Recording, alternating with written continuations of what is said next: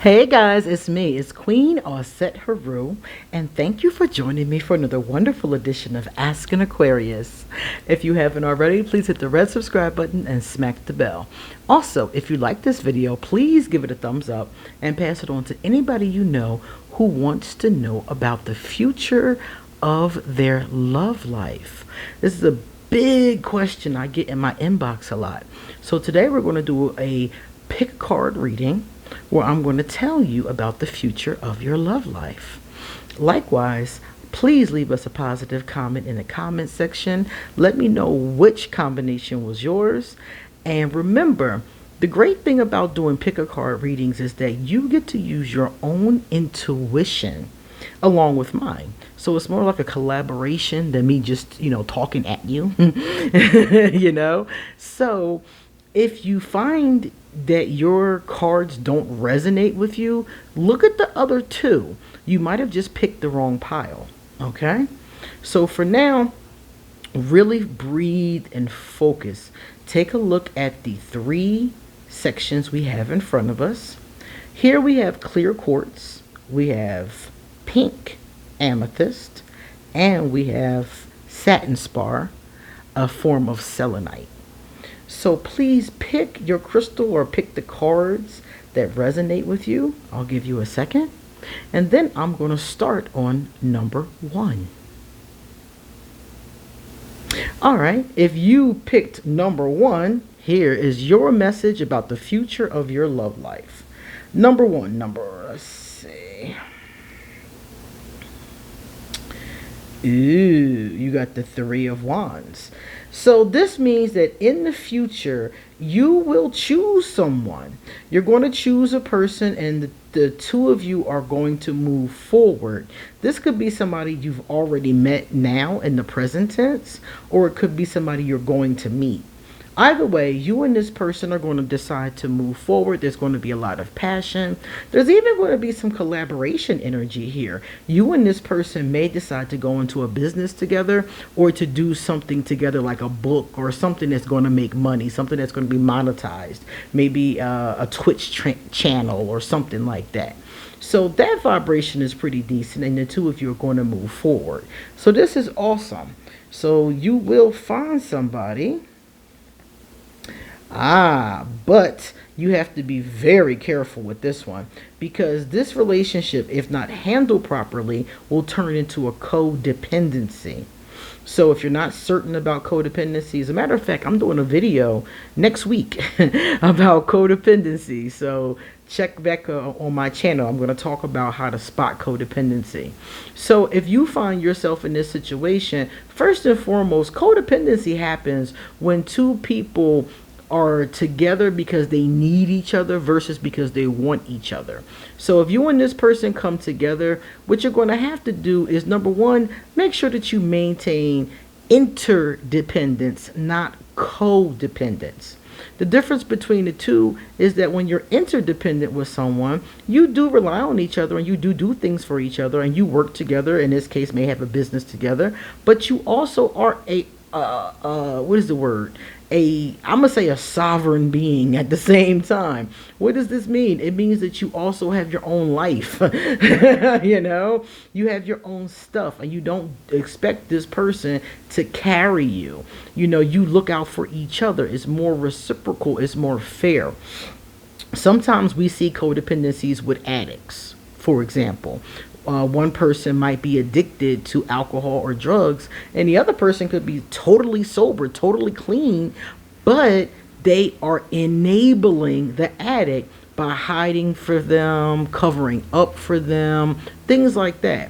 So this is where the codependency comes in. One person is addicted and the other person is covering up the addiction. So even though that person isn't addicted to anything, they're still enabling the addict, which is messing up both of their lives, quite frankly. So in this particular case, what it's given us is you have to be careful not to create a codependency. Number 1, pick somebody who's healthy, emotionally, mentally healthy. You need to be emotionally, mentally healthy. And then number 2, both of you need to maintain that independence where you're still living your lives. You're still living. You could even be married and living together, but still going to see family or doing things with friends. A lot of people, when they get into relationships that are codependent, they only hang around that person. And then, of course, a lot of negativity comes from that. So if this couple can stay away from codependency and move into interdependence, this couple could actually make it.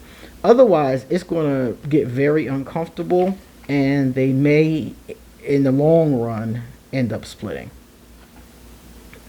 So that is you, number one. Number one, you got to be very careful. It could be great or it could be awful, depending upon what choices you guys make. Number two. Let's see what you got, number two. Push them. I'm going to do them one at a time so you can see how pretty these cards are. Let me tell you about this deck while I have a second. This beautiful deck in the front is the SpectroWhirl Tarot. Beautiful deck. Beautiful. Highly recommend it. And here's the gentleman. And of course, underneath this video will be the information to get that deck. He sent me that deck for the purposes of review. So I will definitely give you guys all of the information. And the other deck, the one that's behind it, is called, let me see. Let me get the name right, because I'll mess a name up in a minute. Here it is. The Price of Love Oracle. I use this one a lot. I really love this for love readings. So that's why I used it today. Alright, so back to what we were talking about. Number two. Number two, you got the Seven of Pentacles. So what this card is saying is that either you... It depends too if you're single or not. But if you're single, you're going to be trying to manifest a love or a lover into your life. The Seven of Pentacles is about putting in hard work and dedication towards a goal. So you're going to be working on law of attraction, maybe. You might be out there dating, hopefully, things along those lines. If you're in a relationship, you're going to be trying to manifest a new person to move on from that relationship. So either way, you're going to be trying to manifest a new situation. The Seven of Pentacles is a good vibration for manifestation. All you got to do with the seven really is do the work. So you're going to need to brush up on the law of attraction. You're going to need to make sure that you're ready for a love. You're going to need to maybe do a vision board, maybe some affirmations, something like that. But you're going to be in the future, number two, working on drawing a person into your life. I would strongly suggest that if you're in a relationship, you end the relationship before you start trying to manifest, though. A lot of people do that. You would be surprised how many people try to do that, and the effects are not always good. Some of the times you manifest nothing. Some of the times you manifest a person just like the one that you're with. A number of things happen, but it's always best to get yourself out of one thing and then go into another when at all possible. So this Seven of Pentacles is talking about working on that vibration. So that's pretty decent. And let's get the card behind it. And this is what you will manifest. You will, if you do your, you handle your business, you'll manifest a dream come true. Now, mind you, whenever I see cards like this, I want to point out to people that nobody's perfect. I don't want you sitting somewhere expecting this white knight or this, this beautiful siren to come riding up to you and make your life better. Chances are you're going to get a decent person, a good-hearted person, hopefully, somebody who is what you've always wanted, but not a perfect person. I must always point this out because a lot of people be expecting, I manifested this person, they won't be perfect, but that's not true because perfection is a myth. Okay? Myth, straight up myth. Nobody is perfect. I've never met a perfect person, and I've been all over this planet, and I'm still waiting to meet a perfect person. They don't exist. So know that, yeah, they're going to be a dream come true in the sense that it's going to be somebody that you wanted. It's going to be somebody that you work to manifest. When you meet this person, you may even see some of the affirmations in this person. For example, if you were looking for someone who was financially stable and a good mother or a good father or something like that, or you're looking for somebody who's funny or witty, or somebody that likes to have sex, or somebody that matches your passion for hiking, for example, you're going to find that in this person, but just don't expect anyone ever to be perfect. Okay? So this is a victory for you, number 2. This means that if you handle your business, you're going to manifest exactly what you want.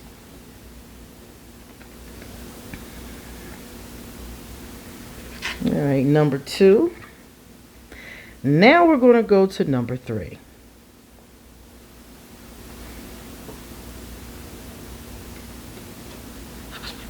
Number 3. What do we got here? Okay, number 3. Not bad. You got the 3 of coins, 3 of pentacles. The 3 of coins is a good card because what it's saying is that in the future of your love life, you are going to be working on your relationship. This is really good. This means that you're going to be with this person. So you've already got with this person. You're currently with them, or this is a new person that you choose to get with. But either way, if you're single or if you're in a relationship, this is a card of working. As you can see, there's a stained glass window in this card, and traditionally there's people in this card, and the 3 people, usually 3, are working on building this window or this church or whatever is in. So what we're going to see here in your love relationship is you and another person, or maybe even more than one, depending on if you're polyamorous or not, but you and someone or someone's working on your relationship. So you're going to be maybe going to therapy together, or maybe just spending more time, maybe going to couples workshops, maybe just building and having quality time. It can be, you can work on a relationship in a number of different ways. It depends on what's going on. It could just be straight up bonding and spending time and taking trips and, you know, that kind of thing, having sex on balconies, you know, it could be that kind of thing.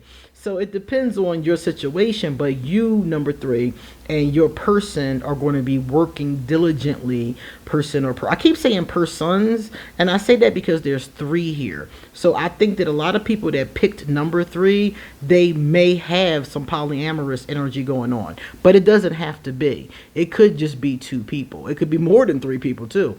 So my point here is that whoever you are, however many of you it is, you're going to be working on the relationship. And that's awesome. Every relationship needs work. And the decent thing about it is you got the Fate card. So this means that whatever whatever relationship you're working on, or whatever the case is, it's fate. It's fate. And we're going to read this from the book. Let me see something. 29. Sometimes people ask me, like, when I say fate, what is that vibration? So I'm going to read it directly from the book because I want you guys to get this one. Let's see what number this is. It's number 19. I want the 29. 19 is fate. Okay, so fate says it's a fated event, alignment, something that's just meant to be, orchestrated by the universe, divinely guided, destiny, part of the journey. So this relationship or relationships are really awesome. I like that because this is like just part of your destiny. So you're going to be destined to meet this person or to work on a relationship with this person or persons. And that's pretty cool. It could mean that it's a lifetime. Some of the times when it's fate, it's a life partner or life partners, and other times it means that it's a lesson, like something you need to learn. Like, for example, you might get involved with a narcissist because you need to learn self-love.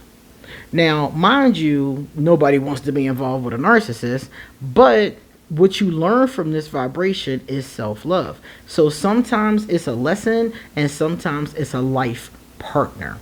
Okay, now whatever the case is, you're going to be working on it and it's going to be fated. So if it's a positive vibration, you can keep on going with it. If it's a negative vibration, once you've worked on it for a bit, you will get the lesson from whatever is trying to teach you, and then you may choose to move on.